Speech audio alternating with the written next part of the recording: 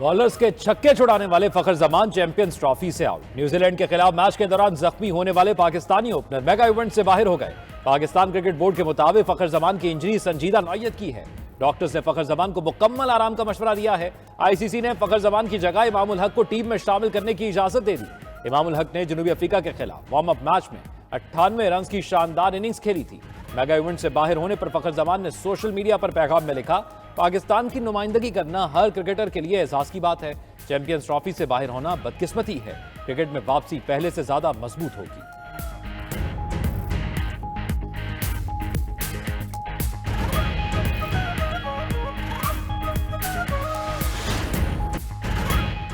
रिवायती हरीफ, पुराना मैदान, आमने सामने इंडिया और पाकिस्तान। कौमी स्क्वाड अपने अगले चैलेंज का सामना करने के लिए दुबई पहुंच गया।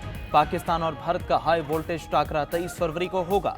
Pakistani cricket team Dubai stadium में कल प्रैक्टिस करेगी। पाकिस्तानी टीम 27 फरवरी को अपना आखिरी ग्रुप मैच बांग्लादेश से खेलेगी। हर ग्रुप से 2 टीमों ने सेमीफाइनल के लिए क्वालिफाई करना है। सेमीफाइनल तक रसाई के लिए पाकिस्तान का भारत और बांग्लादेश को हराना जरूरी।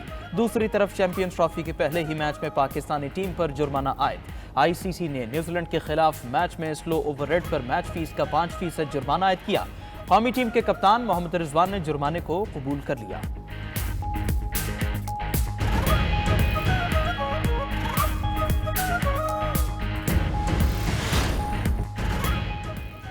रोहित शर्मा वनडे में तेज तरीन 11,000 रन बनाने वाले दूसरे बैटर बन गए। भारतीय बल्लेबाज ने दुबई में बांग्लादेश के खिलाफ मैच में कारनामा सर अंजाम दिया। 36 गेंदों पर 41 रन बनाकर आउट हुए। शुभमन गिल ने 1 छक्के और 6 चौकों से मुज़य्यन ने सेंचुरी बनाई। विराट कोहली 22, शरियासेर 15, अक्षर पटेल 8 रन बनाकर आउट हुए। बांग्लादेश की तरफ से तौहीद हरदोई ने सेंचुरी स्कोर की। बांग्लादेश का टॉप ऑर्डर नाकाम होने पर मिडल ऑर्डर ने सहारा दिया। सोमिया सरकार, नजमुल हुसैन शांतु और मुशफिकुर रहीम खाता ना खोल सके। बांग्लादेश ने पहले खेलते हुए भारत को 229 रन का हदफ दिया।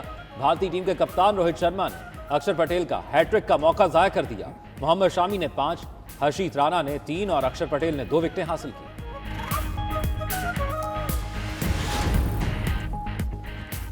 5 साल में मुल्की बरामदात को 60 अरब डॉलर्स तक ले जाने का हदफ। वज़ीर आज़म शहबाज शरीफ ने जामे और मौसर हिकमत अमली बनाने की हिदायत कर दी। इजलास में गुफ्तगू करते हुए कहा, बरामदात पर मबनी मुआशी तरक्की उड़ान पाकिस्तान विजन का अहम जुज़ है। एक्सपोर्ट डेवलपमेंट फंड के गवर्नेंस निज़ाम में ज़रूरी इस्लाहात की जाए। टैरिफ नरखों को कम और निज़ाम को आम फहम और आसान बनाया जाए। दूसरी तरफ वज़ीर आज़म शहबाज शरीफ से अरकान कौमी असम्बली की अलग अलग मुलाकातें। मोहसिन शाहनवाज रांझा, शाह मोहम्मद शाह, मोहम्मद इदरीस और एहसानुल हक वज़ीर आज़म से मिले। अरकान कौमी असम्बली ने मुलाकात में अपने हल्कों से मुताल्लिक़ा मसाइल बताए। वज़ीर आज़म ने अरकान असम्बली को अपने हल्कों में अवाम से रवाबित बढ़ाने और उनके मसाइल हल करने की हिदायत की।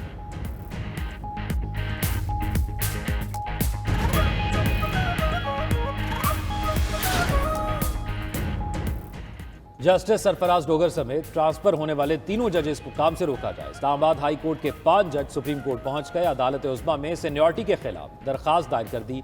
दरखास्त गुजारों में जस्टिस मोहसिन अख्तर कयानी, जस्टिस तारिक महमूद जहांगीरी शामिल, जस्टिस बाबर सत्तार, जस्टिस समन रिफत इम्तियाज और जस्टिस सरदार एजाज इसाक भी शामिल हैं। 49 सफ़ात पर मुश्तमिल दरखास्त आर्टिकल 184 की शिक 3 के तहत दायर की गई। दरखास्त में मौक़िफ़ इख्तियार किया गया। सदर को आर्टिकल 200 की शिक 1 के तहत जजेस के तबादले के लामहदूद इख्तियारात हासिल नहीं। मुफाद आमा के बगैर जजेस को एक हाई कोर्ट से दूसरी हाई कोर्ट ट्रांसफर नहीं किया जा सकता। दरखास्त में इस्तदा की गई कि सदर ममलिकत के इख्तियारात को जुडिशल कमीशन के साथ मशरूत किया जाए। दरखास्त में वफाकी हुकूमत, ट्रांसफर होने वाले 3 जजेस और हाई कोर्ट्स को फरीक बनाया गया है। जजेस ने दरखास्त में हुक्म इम्तना समेत 13 इस्तदाएं की हैं।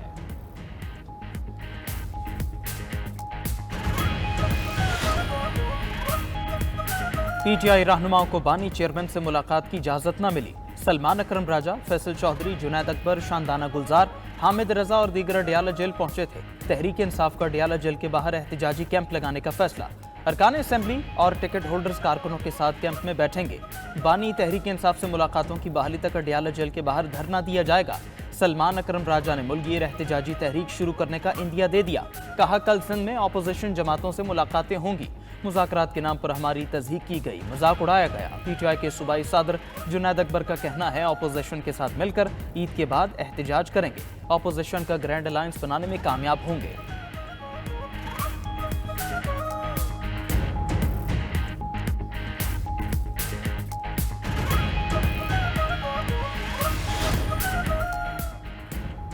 आर्मी चीफ को मिलने वाली इज्जत और वकार तहरीक इंसाफ को हजम नहीं हो रहा। सोशल मीडिया पर मुहिम चलाने वालों के खिलाफ कानूनी कार्रवाई होगी। वफाकी वजीर इत्तलात अता तारड़ की गुफ्तगू। कहा, दौरा बरतानिया में आर्मी चीफ का पुरतपाक इस्तकबाल किया गया। सिपा सालार के दौरे से पाकिस्तान के वकार में इजाफा हुआ। पीटीआई मुल्क दुश्मन कुव्वतों के एजेंडे पर कारबंद है। बानी चेयरमैन पीटीआई ने हमेशा दहशतगर्दों की हिमायत की। पीटीआई की मुल्की साख मुतासिर करने की कोशिशें नाकाम होगी। आपको अगर पाकिस्तान की इज्जत हजम नहीं तो आप सड़ते रहें। वफाकी वजीर अमीर मकाम ने सवाबी में अवामी इज्तिमा से खिताब में कहा, इदारों के खिलाफ प्रोपेगेंडा करने वाले मुल्क के दुश्मन हैं। अवाम ने पीटीआई की इंतशारी सियासत को मुस्तरद कर दिया।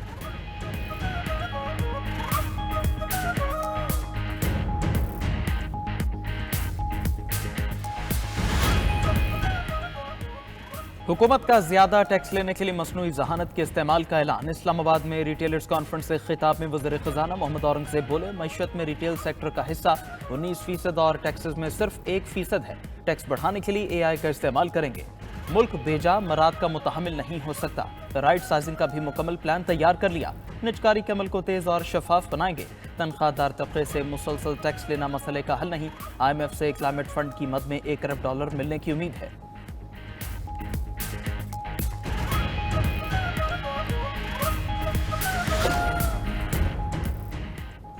क्या इनके तहत आर्म फोर्सेस एग्जेक्टिव के मातहत हैं? क्या एग्जेक्टिव के मातहत फोर्सेस अदालती इख्तियार इस्तेमाल कर सकती हैं? सिविलियंस के ट्रायल से मुतल्लिक केस में जस्टिस जमाल बंदोखेल का सवाल।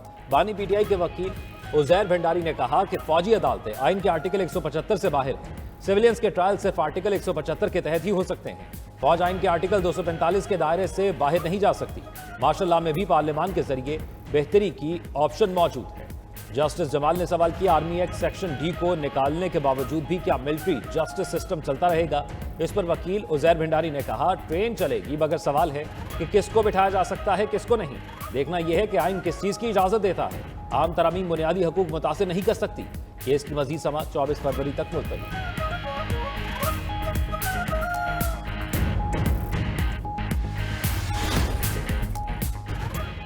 चीफ जस्टिस पाकिस्तान का इंसाफ तक रसाई मजबूत बनाने के लिए दूर दराज इलाकों का दौरा करने का ऐलान। चीफ जस्टिस याहिया अफरीदी से सुप्रीम कोर्ट बार एसोसिएशन के वफ्द की मुलाकात।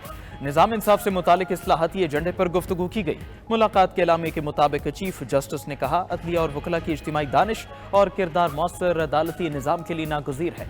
वकला और अदलिया का बाहमी ताउन कानून की हुक्मरानी बरकरार रखने के लिए बुनियादी हैसियत रखता है। वकला के ताउन के बगैर मुनसिफाना और मौसर अदालती निज़ाम के मकसद को हासिल नहीं किया जा सकता। चीफ जस्टिस ने वफ्द को यकीन दिलाया कि वो उनके मसाइल के हल के लिए पुरअज़्म है। बलोचिस्तान काबीना के इजलास में डिजिटल लैंड सेटलमेंट की मंजूरी। Balochistan water resources management bill भी मंजूर कर लिया गया। वजीर आला सरफराज बुगटी की ज़ेर सदारत सूबाई काबीना के इजलास में अहम फैसले। काबीना ने ज़राई ट्यूबवेल्स की शमसी तवानाई पर मुंतकली के लिए मौसर कानून नाफिज करने का फैसला किया। बलोचिस्तान काबीना ने माहीगिरी और आबी ज़राअत की नई पॉलिसी की मंजूरी दे दी। इजलास में Balochistan disposal of motor vehicles rules 2025 की भी मंजूरी। सैलाब मुतासरा कैडेट कॉलेज जाफराबाद की बहाली के लिए इजाफी ग्रांट जारी। महकमा खुराक की खरीदी गई गंदम को ओपन मार्केट में फरोख्त करने के लिए कमेटी तश्कील। काबीना इजलास में जाफराबाद में 2 नए पुलिस स्टेशन कायम करने का फैसला भी किया गया।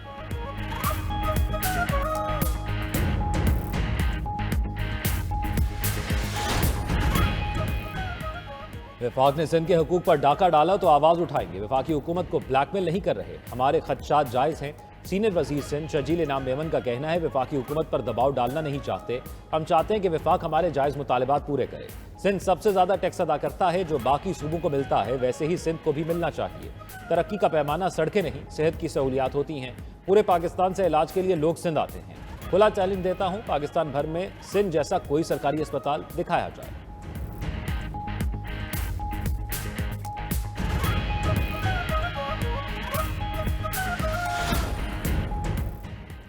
हो सकता है पीटीआई के कुछ लोग चाहते हों बानी बाहर ना आए। मेरी नज़र में असेंबलियों से इस्तीफों का फैसला दुरुस्त नहीं था। पीटीआई और एस्टैब्लिशमेंट की तलखी से फ़ायदा नहीं, नुकसान होगा। साबिक़ वफाकी वज़ीर असद उमर की 92 न्यूज़ के प्रोग्राम हो क्या रहा है में गुफ्तगू। कहा, तहरीक इंसाफ को अपनी पॉलिसी पर नज़रसानी करनी चाहिए। मौजूदा सियासी तलखी को ख़त्म करने की ज़रूरत है। नून लीग और पीपल्स पार्टी को मीसाक जमहूरियत पर बानी चेयरमैन को एतमाद में लेना चाहिए। जमहूरियत ऐसे नहीं चल सकती, हमें कोई ना कोई रास्ता निकालना होगा।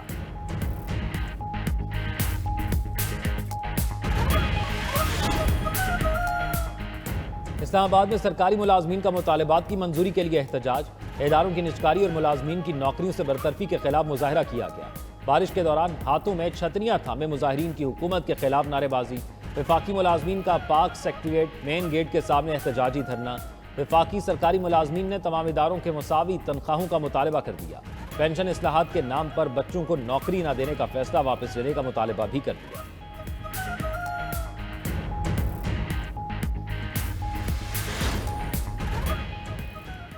रवां साल सदका फितर और फिदिया सोम कम अज कम 220 रुपए फी का अदा किया जाए। चेयरमैन इस्लामी नजरियाती काउंसिल ने सदका फितर और फिदिया सोम का निसाब जारी कर दिया। डॉक्टर रागिब हुसैन नईमी का कहना है ये निसाब गंदम के हिसाब से है, जौ के हिसाब से 450 रुपए अदा करना होंगे, खजूर के हिसाब से 1650 सदका फितर और फिदिया सोम अदा किया जाए। मुखय्यर हजरात अपनी माली हैसियत के मुताबिक सदका फितर और फिदिया सोम अदा करें। 30 रोज़ों का फिदिया गंदम के हिसाब से 6600 रुपए बनता है। 30 रोज़ों का फिदिया जौ के हिसाब से 13500 रुपए है। सरकारी सब्सिडी वाला आटा इस्तेमाल करने वाले सदका फितर 160 रुपए अदा कर सकते हैं। पाक तुर्किया मुश्तरका मश्क तुर्क 13 इख्तिताम पजीर। ISPR के मुताबिक इंसदाद दहशतगर्दी से मुतालिक पाक फौज और जमहूरिया तुर्किया की अफवाज की मुश्तरका मश्क का आगाज 10 फरवरी को हुआ। स्पेशल सर्विसेज ग्रुप की 2 टीम्स ने शिरकत की। 2 हफ्तों पर मुश्तमिल मश्क की इख्तितामी तकरीब चराट में मुनक़िद हुई।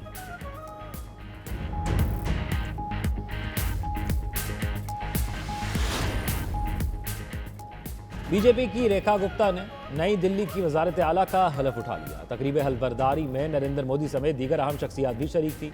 वजीर आला रेखा गुप्ता के साथ उनकी काबीना में शामिल 6 वज़रा ने भी अपने ओहदों का हल्फ उठा लिया। 50 साला रेखा गुप्ता नई दिल्ली की नवी वजीर आला हैं। वो इस मनसब पर फाइज होने वाली चौथी खातून।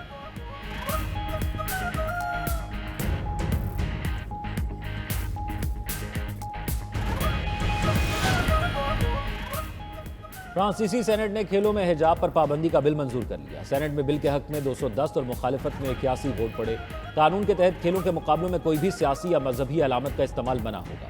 बिल को कानून बनाने के लिए नेशनल असम्बली की मंजूरी दरकार है।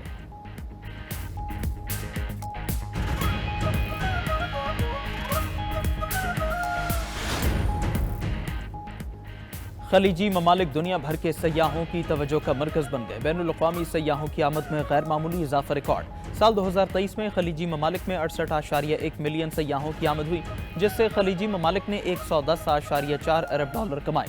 खलीजी ममालिक में आने वाले सयाहों की तादाद में 2019 के मुकाबले में साल 2023 में 42.8% इजाफा हुआ।